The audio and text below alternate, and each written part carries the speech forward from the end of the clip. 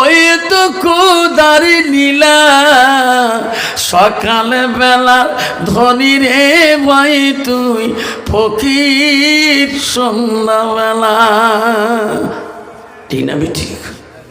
সারাদিনের মালের অহংকার, ছেলেমেয়ে নিয়ে অহংকার, গাড়ি মোটর অহংকার, সম্পত্তির অহংকার, ব্যবসার অহংকার, সন্ধ্যার সময় সব ছাড়ি দিয়ে ফকিরি যে ভেস নিয়ে 3.5 হাত মাটিতে তুমি যেতে হবে। তোর বাড়ির সকালবেলা যে ভিখারি ভিক্ষা করেছিল উনিও 3.5 হাত মাটি নিয়ে যাবে। আজ তোরও 3.5 হাত মাটি নিয়ে যেতে হবে। আজকে সেই মুসলমান মাটি নিয়ে কারা মারা। আলির গোড়ে আইল থাকে না, ঠিক না ঠিক?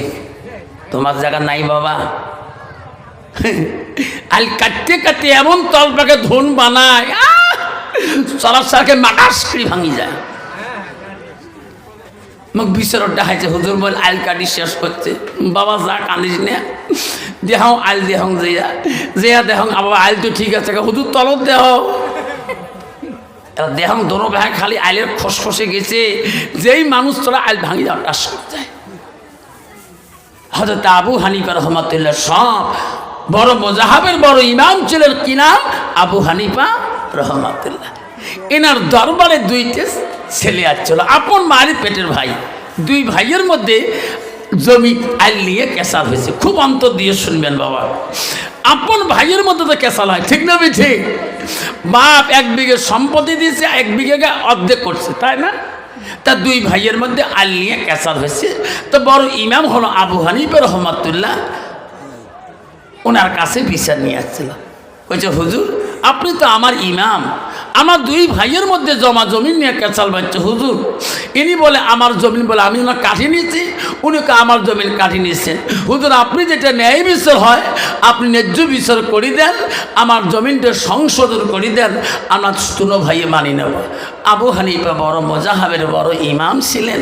আবু হানিফা বলো বাবা তুমি একটু বসো, আল্লাহ যদি দেয় আমি তোমাকে সমাধা করে দেবো। যেরকম সুবহানাল্লাহ। সেজন্য বাপ আমি সালাম দিয়েছি। সালাম দেওয়াটা হলো সুন্নত, সালামের জবাব দেওয়া হলো ওয়াজিব। বাবা বর্তমান যুগ সমাজে এই যুগ জামানাতে কন্ত বাবা বাপ বেটা সালাম কালাম হয় গো? যেরকম হয় বেটায় বাবুক সালাম দেয়, তা বড় ভাইয়ে ভাইয়ে সালাম কালাম হয়, ছোট ভাইয়ে বড় ভাইয়ে সালাম দেয়। কত ছেলে আছে নিজের চাচাকে সালাম দেয়। সমাজে এই সালামের নিয়ম কানুন সব উঠে গেছে। কারণ বর্তমান সমাজটা চলছে নিজের অধীনে, নিজে বড়ত্ব মনে করি চলে, যোকে ঠিক না ঠিক?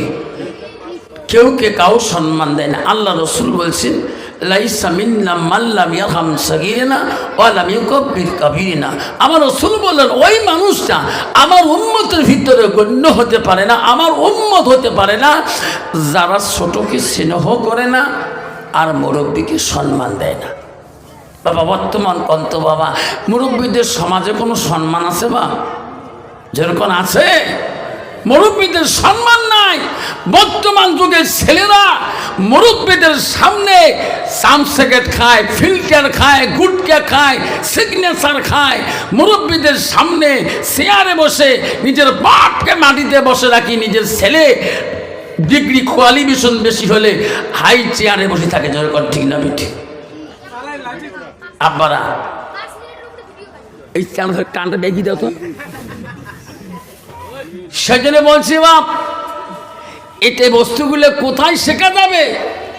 এদিকে হুজুর কেন বললেন? আমিও কলেজ পড়ছিলাম, আমি প্রগতি মহাবিদ্যালয়ের ছাত্র। এই আগমনী দেখতে যাবেন, ইলেকট্রিক অফিস পর আগে দেখবেন আগমনী মহাবিদ্যালয় আছে না? ওই কলেজের স্টুডেন্ট আফসার 93 সালের। হুজুর আপনি তাহলে হায়ার সেকেন্ডারি আগমনী জয়নাল প্রিন্সিপালের ছাত্র আমি।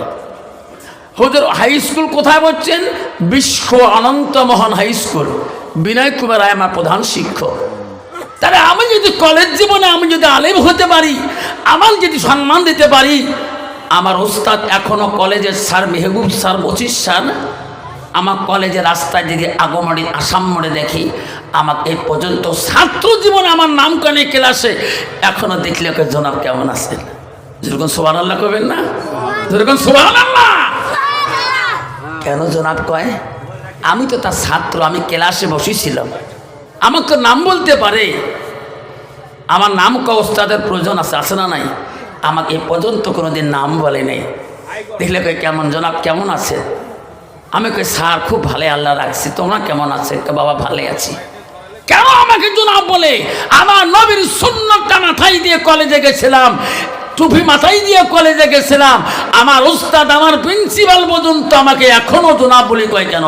এই মান হাব্বা সুন্নতি ফাকাদ হাব্বানি, একটা নবীর সুন্নতকে ভালোবাসার জন্যে আজকে আমাকে একটা সাধারণ শিক্ষিত মানুষ পর্যন্ত, একটা জেনারেল কোয়ালিফিকেশন মানুষ এমএ বিটি পাস করা পর্যন্ত আমাকে জনাব বলে।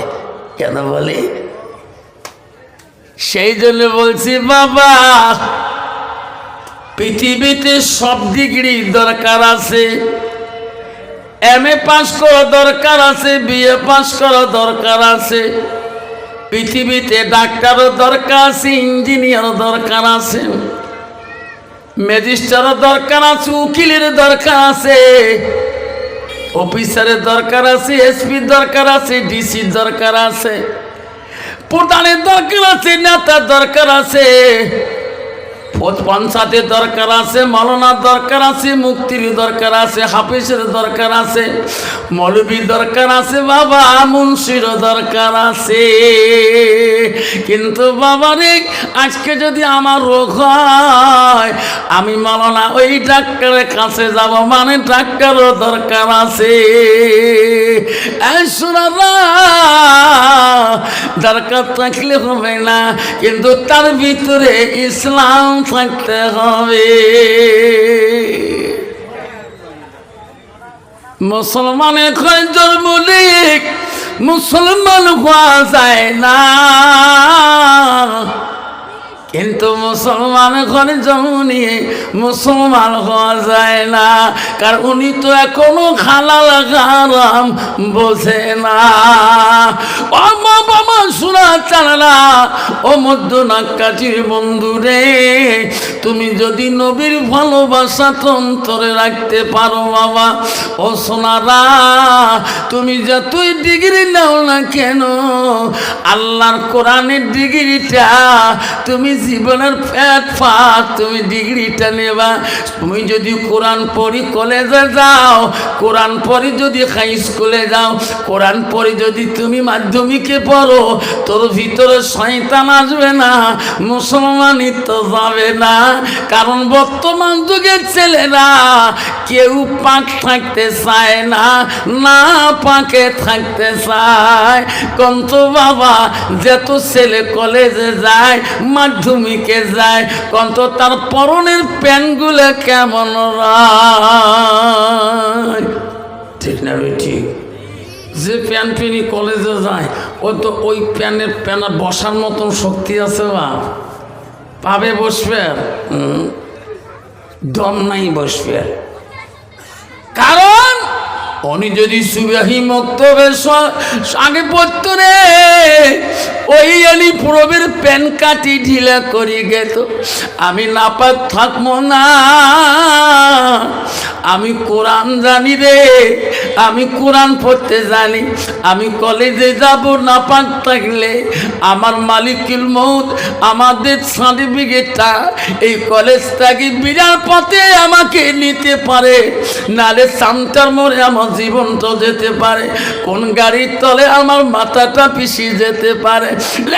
যুবক, এই যে সার্টিফিকেট, তোর মৃত্যুর সার্টিফিকেটটা তোর কাছে নাই, কখন বা আল্লাহ মালিকুল মউত তোর কাছে পাঠিয়ে দেয়, তুমি বাড়ি আসতে পারবে কি না? ও সোনা রে, তোর কোনো শক্তি আল্লাহ দেয় নাই। এই বাবা, এই নিয়েতে যদি ওই যুবকটা পথে চলে, আল্লাহ তার ইমানের সহিত তাকে ইন্তেকাল করবে। যেরকম সুবহানাল্লাহ না, কেউ বলতে পারবে না আজকে হুজুর এই মধ্য নাক্কাটি মাদ্রাসার থেকে ওয়াজ শুনি বাড়ি যাব, এই কোনো গ্যারান্টি আছে? পাবেন কবার? বাস্তব ঘটনা, নগাঁও জেলায় সভা করলাম। নগাঁও জেলায় জায়গাটার নাম হলো লাউগাঁও গ্রাম। মহিলাটা ওয়াজ শুনছিল। সভাপতি বলল যে ওয়াজ শেষে আখিরি মোনাজাতের পরে তাবারক দেওয়া হবে। আমরা আসামের মানুষ কই লঘু আহার, মত অহমিয়া মানুষ কই লঘু আহার দেওয়া, না কই খেসড়ি দেওয়া, কইলে না কয় তাবারক খাবে মেয়েটা। দেওয়ার সময় খুব কাঁদছিল, পাশে বাড়ি, আর মেয়েটা হাতে তাবারক ছিল, আর ওই মেয়েটা ওই জলসাটাকেই বাইর করে দোয়া করি, তার বাসেই বাড়ি, ঘরের দরজায় যেতে পারে, তাতে ইন্তেকালে। বাবা কমিটি বলছে হুজুর তোমাকে একটু দাঁড়ান, তোমাকে আমরা গাড়ি ধরে দেবো। জলসাতে একটা মেয়ে মারা গেল। ওটা যে মেয়েটা আজকে জলসা অতিরিক্ত কাঁদছিলেন, সুবহানাল্লাহ কবেন না? ইনি কি জানে রে সোনা, আজকে আমার লাশ আখিরি মোনাজাত। ইনি কি জানে আজকে আমার শেষ মোনাজাত। যদি জানতো রে সোনা, তার মা তার ভাইকে আগে বলেন তো ওই তো খোদা খেলা, ওই তো কুদারি নীলা, সকালে বেলা ধনী রে ভাই তুই, গরি সন্ধ্যাবেলা বাসে কাটিবে, খাট বানাইবে, সেই খাটতে তুলিবে সারি জনায়, থুয়াই আসিবে তোমার প্রাণ আরো তো চাহিবে না, ওই তো খুদার খেলা, ওই তো খুদার নীলা। ভাই কান্দিবে, ভাতিজে কান্দিবে, আপন সত্য কেউ তো সারিবে না, ঘরের বিবি কান্দিয়া মিটাবে বাসনা, ঘরের বিবি কান্দিয়া মিটাবে বাসনা, ওই তো খুদার খেলা, ওই তো খুদার নীলা, সকাল বেলা ধনী রে ভাই তুই, ফকির সন্ধ্যাবেলা। ঠিক না ঠিক?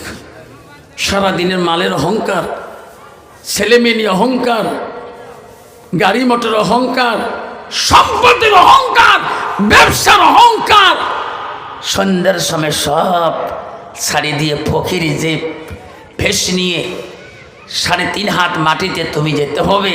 তোর বাড়ির সকালবেলা যে ভিখারি ভিক্ষা করেছিল, উনিও 3.5 হাত মাটি নিয়ে যাবে। আজ তোরও 3.5 হাত মাটি নিয়ে যেতে হবে। আজকে সেই মুসলমান মাটি নিয়ে কারা মারা, আলির গোড়ে আইল থাকে না, ঠিক না ঠিক? তোমার জায়গা নাই বাবা। আইল কাটতে কাটতে এমন তলপাকে ধন বানায়, সরাসরি মাটাস করে ভাঙি যায়। মুখ বিচার দেখাইছে, হুজুর বল আইল কাটি শেষ করছে। বাবা যা কান্দিস না, দেহ আইল দেহ যেয়া দেহ আবার আইল তো ঠিক আছে, হুজুর তলত দেহ দেহং দোনো ভাই খালি আইলের খসখসে গেছে। যেই মানুষ তোরা আইল ভাঙি যাওয়া টাস করে যায়। হযরত আবু হানিফা রহমাতুল্লাহ সব বড় মুজাহাবের বড় ইমাম ছিলেন। কি নাম? আবু হানিফা রহমাতুল্লাহ। এনার দরবারে 2টা ছেলে আসছিল, আপন মায়ের পেটের ভাই।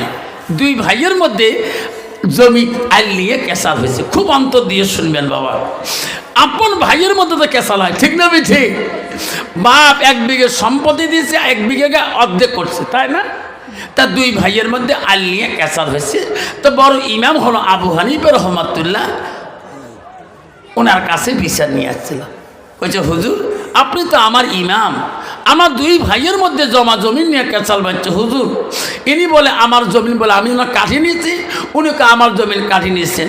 হুজুর আপনি যেটা ন্যায় বিচার হয় আপনি ন্যায্য বিচার করে দেন, আমার জমিনটা সংশোধন করে দেন, আমার দুনো ভাইয়ে মানি নেব। আবু হানিফা বড় মুজাহাবের বড় ইমাম ছিলেন।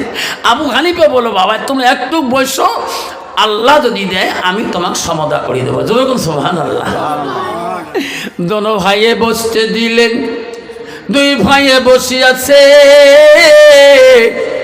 এমন সময় একটা লোক আরো আসলেন আবু হানিফা দেখা করার জন্যে।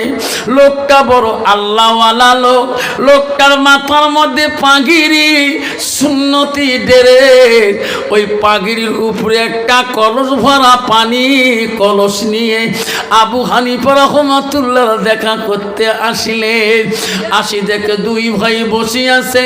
এই আল্লাহওয়ালা, এই পাগলা লোকটা ওই কলসটা এক হাতে ধরলেন, পানি ভর্তি কলসটা, পাগড়িটা খুলিয়া ওই জমিনে মাটির উপরে রাখি দিলেন, আর ভরা কলসটা পাগড়ির উপরে রাখি দিলেন।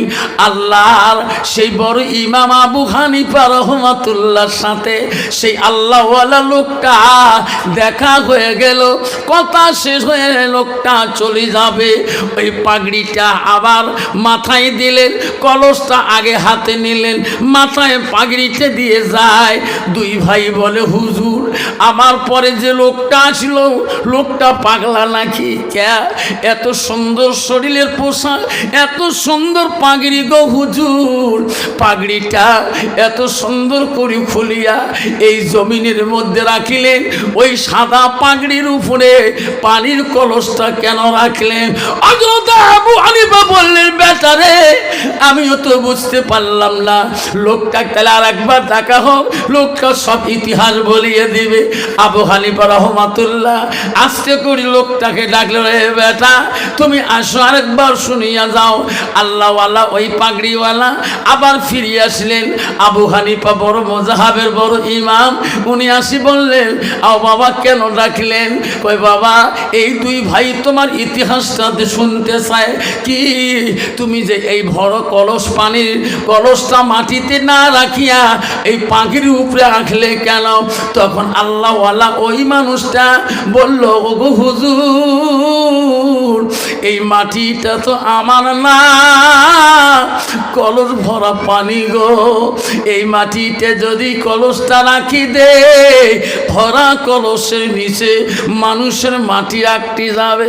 আমি যদি নিয়ে যাই, নবীর মুখে শুনেছি এই মাটি কবরের মধ্যে সাপ বিশ্ব হবে।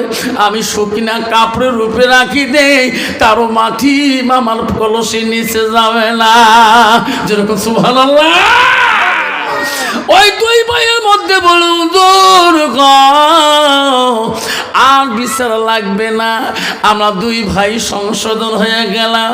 ও হুজুর আমি ওনাকে বললাম, তুই কদ্দুর কারে কার, ইকা তুই কদ্দুর কারে কার। দুটো ভাইয়ের মধ্যে সংশোধন হয়ে গেল, সমান সমান করলো। ভাই রে এই মাটির ছাড়ি চলে যাব ভাই, এই পরের মাটি নিয়ে কেন কাটাকাটি করি ভাই? এই মাটি তো সাপ হবে কবরের মধ্যে, এত দংশন করবে, সহ্য করতে পারবো না। চলো চলো দুই ভাই তওবা করি নে, আল্লাহর হুকুম নামাজ পড়বো, আল্লাহ আমাকে রিজিক দিয়ে দিবে। যেরকম সুবহানাল্লাহ।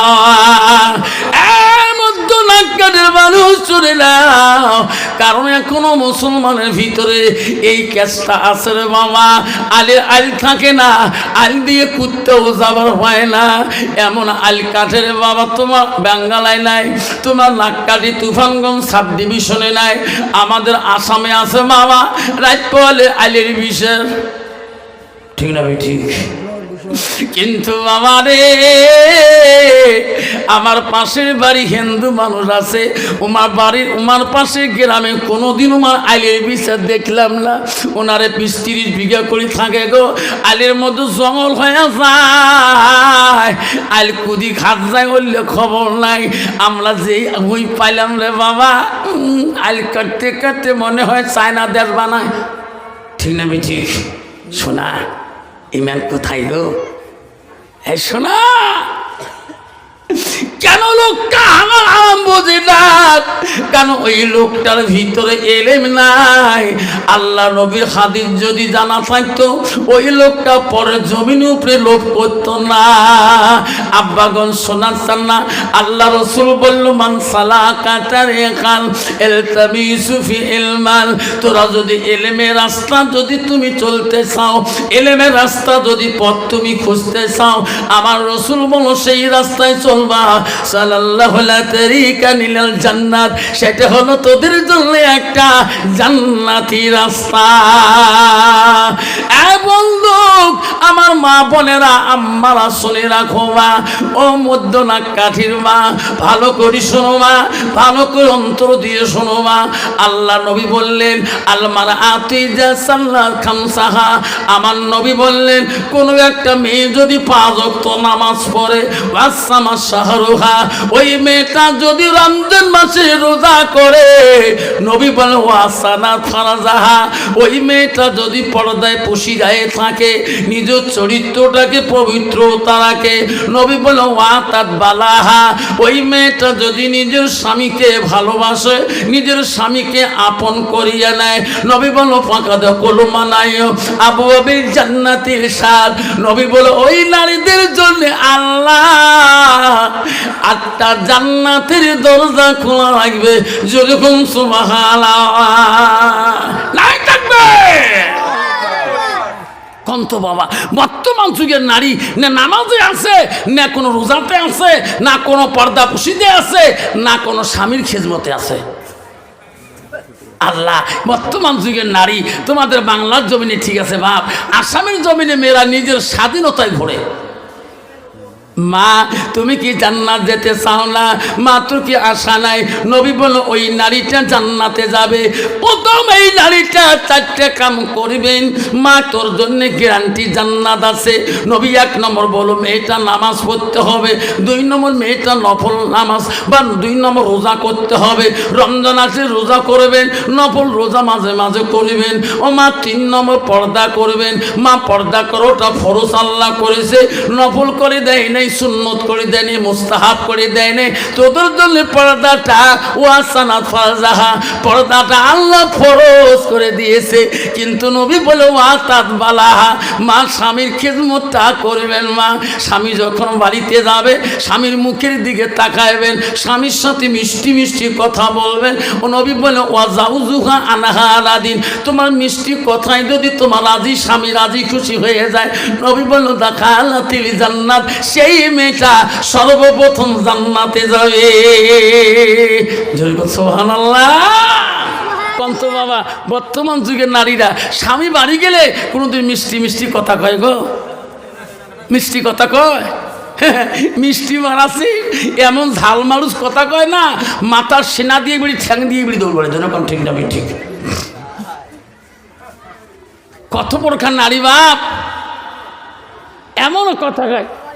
নবীজির প্রথম স্ত্রী ছিল হযরতে খাদিজাতুল কুবরা, নবীজির দ্বিতীয় স্ত্রী ছিল হযরতে সাওদা। এই নাক কাঠির মা শুনে রাখো, এই খাদিজা নামের কত মহিলা আছে নাক কাঠি গাছে আছে না?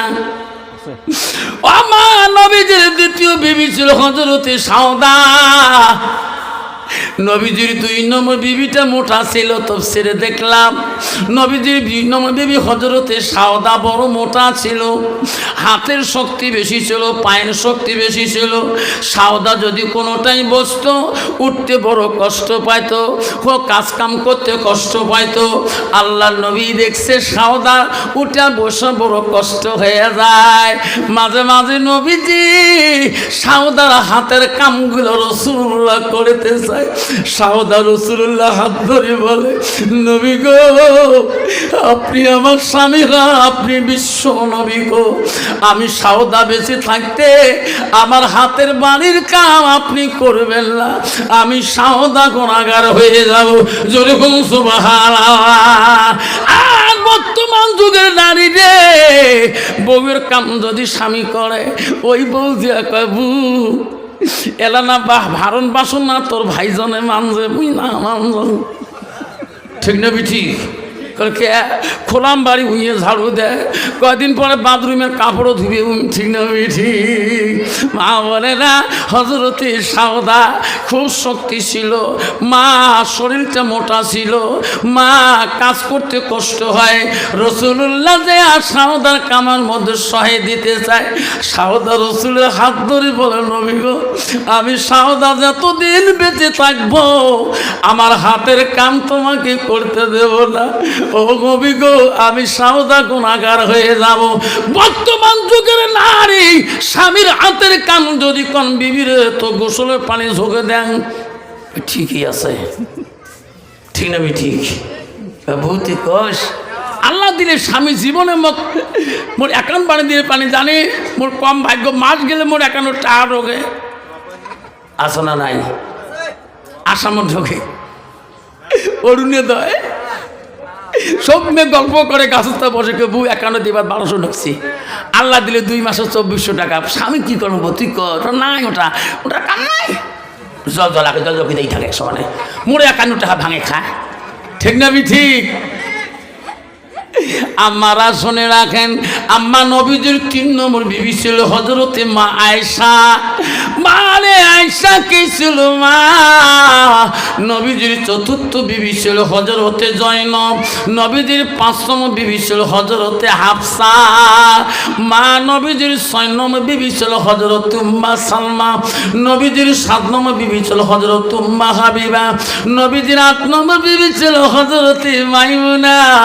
নবীজির 9 নম্বর বিবি ছিল হযরতে সুফিয়া।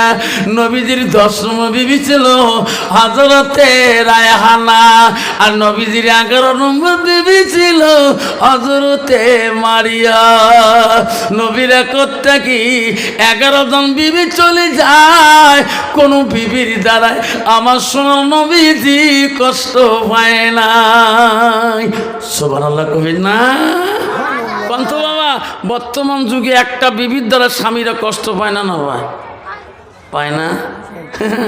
কত বিবি আছে মস্তান, স্বামী আনায় টানায় মারে ঢিকে, আছে না নাই? নাক দিয়ে হুলহুলি অক্ত বিড়ে এলাকা কি করলু গেল আমার ঢিকে নুম্বা কে অক্টোবর বিড়িয়ে কে লাস্টে ডাক্তারের কাছে নিয়ে তুফানগঞ্জ কয় বুঝন কেমন হলো, কয় ছাড় কন্যা ওরই বসিয়েছিল না, উষ্টে খেয়ে পড়ে গেছে। এখন তো কবে পার আমি নাকে ঢিকেছ কর ভাবে, স্বামী কর ভাবে যে বউ নাক ঢিকেছে। বাবা মা বোনের আম্মারা, ও নাক্কালের মা শুনে রাখো মা, নবীজির 3 নম্বর বিবির কথা বলছিল হযরতে মা আয়েশা। আয়েশা ছিল কে? আয়েশা ছিল পৃথিবীর রাষ্ট্রপতি, প্রথম খলিফা ছিল পৃথিবীর জমিনে, প্রথম শাসনকর্তা ছিল হযরতে আবু বকরের মেয়ে। আবু বকরের 2টা মেয়ে ছিল মা। প্রথম মেয়ের নাম ছিল হযরতে আসমা, দ্বিতীয় মেয়ে ছিল হযরতে মা আয়েশা। আয়েশা ছিল কোরআনের হাফেজা, যেরকম সুবহানাল্লাহ। আর বর্তমান যুগে নারী হলো ঝগির হাফেজা, ঠিক না? ঠিক। এমন ঝগড়া করে রে বাপ, স্বামী কালা করতে করতে কালটু মাসান পছন্দ হয়ে ফেলায়। বউ কেমন করে গাইল পারিস সে বউ, স্বামী কালা দেখি কয় বউ কইসনে বউ উমার 4টাই কালা আছে না? কত নারী আছে বাড়ির জায়গায় মা, মোর 2টো ননন আছে মা, কালটিতে কালি মা হাড়ির টিকে কালি আছে না? মা খবরদার, স্বামী নিন্দাকারী নারী জান্নাত যেতে পারবে না, হাদিস। ওই সবাই আব্বাদুর আমার শোনার চালা, আয়েশা সিদ্দিকা নবীজির তৃতীয় স্ত্রী ছিলেন। ওনার বাবা ছিল সেই পৃথিবীর সর্বপ্রথম রাষ্ট্রপতি, যেরকম সুবহানাল্লাহ। আয়েশার 7 থেকে 9 বছর বয়সে বিবাহ বন্ধন হয়। মা বোনেরা শুনে রাখেন, আয়েশার এত গুণাবলী ছিলেন, নবীজির ভালোবাসা এত আয়েশার কাছে ছিলেন। আর নবীজি বিশ্ব নবী, আমার নবীজি চলে যাবে এক যুদ্ধের মহলের মধ্যে, আয়েশাকে বলো আয়েশা আমার সামানপত্র তুমি রেডি করে দাও, যুদ্ধের মধ্যে ঢাল তরোয়াল তুমি রেডি করিয়া দাও। আয়েশা নবীকে এত অত্যন্ত ভালোবাসছিলেন, দুনিয়ার নারীরা যদি হযরত হযরতে আয়েশা আম্মা জানের একটা হাতের আঙুল রূপ দেখতো। পৃথিবীর নারীরা কোনদিন স্বামীর সাথে রূপের অহংকার করতো না। জোরে কোন ঠিক না ঠিক? আজকে একদল নারী আছে, স্বামী যদি কালো হয় আর বউ যদি সাদা হয়, ওই কালা স্বামী নিয়ে বহু তকাব্বুরি করে না, অহংকার করে। বুঝান মোর জীবনে শান্তি নাই, একে টোটে যাং না, একে বাসে চরং না, কে কালা মাসা, ঠিক না মিঠি? মা বোনেরা, আম্মারা শোনে রাখো, মা আয়েশাকে বলে, নবী বলে, আয়েশা রে, ইসলাম জিন্দার জন্য চলে যাব যুদ্ধের ময়দানে। আয়েশা, আমার সামানগুলো তুমি রেডি করিয়া দাও, আমি নবীজি যুদ্ধের ময়দানে যাব। মা বোনেরা শুনে রাখো, আয়েশা দুই চোখের পানি জর করে ছাড়িয়ে দিলেন। নবী বলে, আয়েশা রে, আমি যুদ্ধের ময়দানে যাব, তুমি কান্দ কেরে বোন? তোমার চোখের পানি দেখে গেলে আমি নবী যুদ্ধে যেতে বড় কষ্ট পাই। আয়েশা বলে, নবী গো, আমি তোমাকে এত ভালোবাসি গো নবী। আগো নবী, আপনি যুদ্ধ থেকে কয়দিন ফিরে আসবেন আমাকে বলি যাবেন না? নবী বলছে, না না আয়েশা, আমি তো বলি যেতে পারি না। আল্লাহ যেদিন আমাকে বাড়িতে ফিরিয়ে আনবে সেদিন আমি আসবো। আয়েশা দোয়া করবা, আল্লাহ যাতে ভালো ভালো যুদ্ধ করো তৌফিক দান করে দেয়। আয়েশা চোখের পানি বন্ধ হয় না, আয়েশা সামানও বাঁধি দেয় না, আয়েশা খালি কান্দে, নবী গো, তোমাকে আমি এত ভালোবাসি গো নবী। নবী বলিয়ে যাও, আমার আয়েশার ভালোবাসা কি তোমার কাছে নাই? আপনি কোন দিন আসবেন? নবী আয়েশার ভালোবাসা, আয়েশার চোখের পানি দেখি বলল, আয়েশা রে, আমি কথা দিলাম, আমি যতই অসুবিধা থাকুক না কেন, আমি একবার হলো তোমার দেখা করিয়া যাব। আয়েশা তুমি খুশি মনে বিদায় দিয়ে দাও। আয়েশা যখন বলল, হুজুর দেখা করি হলো যাব, আয়েশা সামানপত্র রেডি করিয়া দিলেন। নবীজি যুদ্ধের মধ্যে রওনা হয়ে গেলেন। আয়েশা কান্দে, আল্লাহ, আমার নবী যুদ্ধে থাকি একবার হলো ফিরে আসবে। যাবার কালে বলছে, আয়েশা রে, আমি 3 দিনের ভিতরে একবার হলো দেখা করিয়া যাব। হযরত আয়েশা 3 দিনের মধ্যে জোহরের নামাজ পড়ি আল্লাহ ইবাদতের মধ্যে মশগুল হয়ে গেল। আল্লাহ, পৃথিবীর মানুষের ওয়াদা খিলাফ হইতে পারে, আমার নবী কথার জবান খেলাফ হইতে পারে না। আমার মনে হয় আমার নবী বুঝে আসতেছে, আল্লাহ আমি আয়েশা অত্যন্ত খুশি হয়ে যাব। জোহরের নামাজ চলে গেল, নবী কোনো নাই, বাড়িতেও আসে না। আয়েশার বুক ভরা কান্দন। আসরের নামাজের ওয়াক্ত হয়ে গেল, আয়েশা সারাদিন কান্দিয়াছে, আমার নবী যদি শহীদ হয়ে যায় রে, এই সোনার নবীগা আমি আয়েশা দেখতে পারবো না। আসরের নামাজ চলে গেল, আয়েশা চোখের পানি বন্ধ হয় না। আয়েশা কান্দে, আল্লাহ, আমার রাসূল ভালো ভালো ফিরে আসবে। আমার নবী বলে গেছে, আমার নবী ওয়াদা খেলাফ হইতে পারে না।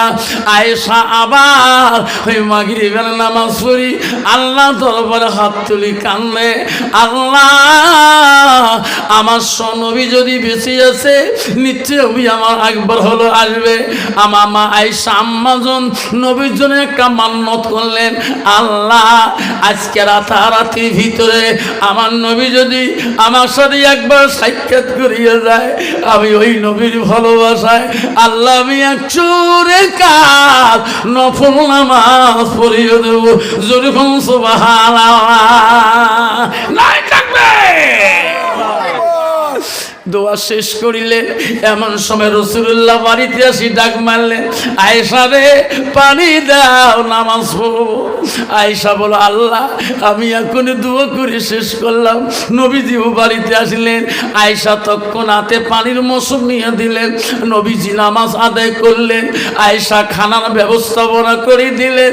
নবীজি খানা খেয়ে ঘুমাইবে রে, আয়েশাকে ডাকায়, আয়েশা, তোমাকে ওয়াদা দিয়ে গেছি, আমি নবী তো নাচতে পারি না। আয়েশা রে, আমি সকালবেলা চলে যাব। আয়েশা তোমার ভালোবাসায় আমি এত দূর রাস্তা পথ আমি খুশকারি আছি, আমি হাঁটি আসিয়েছি আয়েশা, আমার পা গুলো বিষে জন্য হয়ে গেছে। আয়েশা রে আমার বিষেতে পা গুলো জড়িত হয়ে গেছে। আয়েশা একটু দয়া করি আমার যদি তুমি খিদমত করো, আমাকে যদি একটু তুমি খিদমত দাও আয়েশা, আমি নবী বড় খুশি হয়ে যাব। আয়েশা বললেন ওগো নবী আমি তোমার খিদমতের জন্য তো আসিয়েছি নবী গো, আমি তোমার খিদমত করব।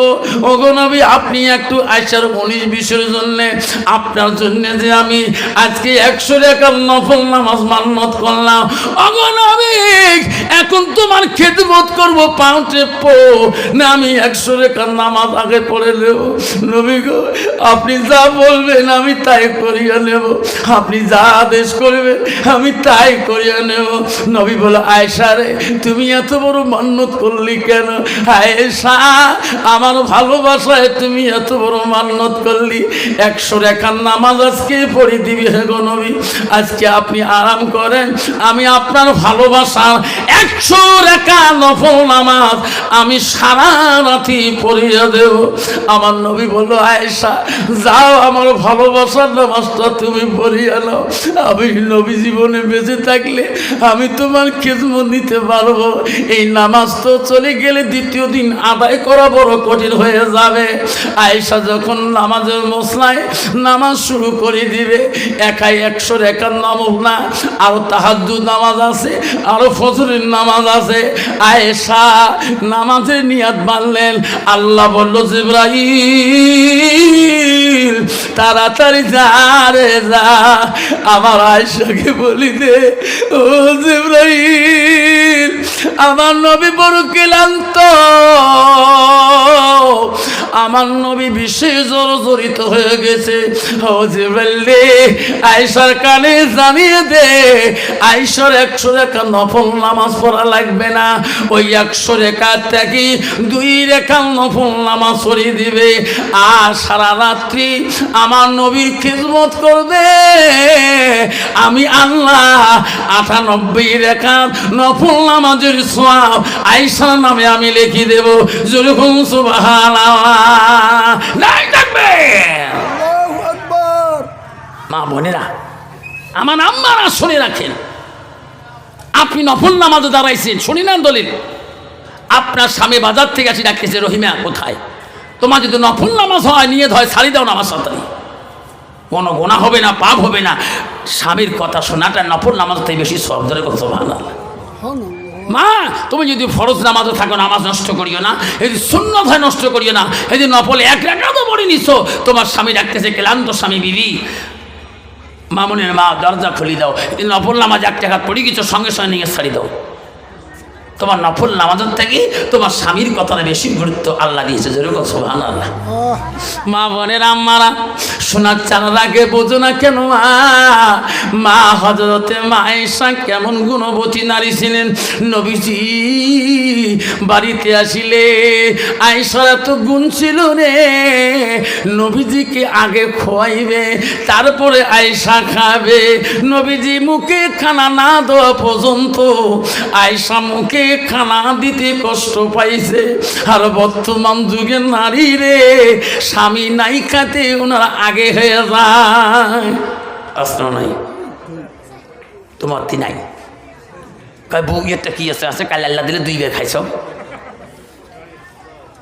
নবীর আয়েশা কার গুণ ছিল, নবীজি না ঘুমা পর্যন্ত আয়েশা আগে ঘুম পাড়ার চেষ্টা করে নাই। আর বর্তমান যুগের নারী রে ওরে বাবা স্বামী নাই ঘুমাতে বউ আগে ঘুমিয়ে যায়, এমন ঘুম যায় রে বাবা। স্বামীর কত সংসারে জ্বালা যন্ত্রণা, কাশের কাশ আসি গেছে, পানি হিসাবে ঘরে দেয়া দেখে নাক ডাঙে ঘুম পারে, ঠিক না ঠিক পানি চাবার সাহস পায় না। যদি ওই অবস্থায় পানি চায় 3 ডাকে যদি পানি গেলা দিয়ে নাকে ডাকে ঢেলে ফেলে ঠিক না ঠিক? মা বলে রাখো খবরদার, আয়েশার এত বড় গুণ ছিল। মা আয়েশা যখন নবীজি বাড়ি আসছিলেন সঙ্গে সঙ্গে খাবার আইটেমটা আগে করে দিয়েছিলেন। আয়েশা দেরি করে নাই, নবীজি খানা খাওয়া শুরু করলে আয়েশাকে নবী নাই বলতে, আয়েশা নবীর সাথে খানা শুরু করে দেয়।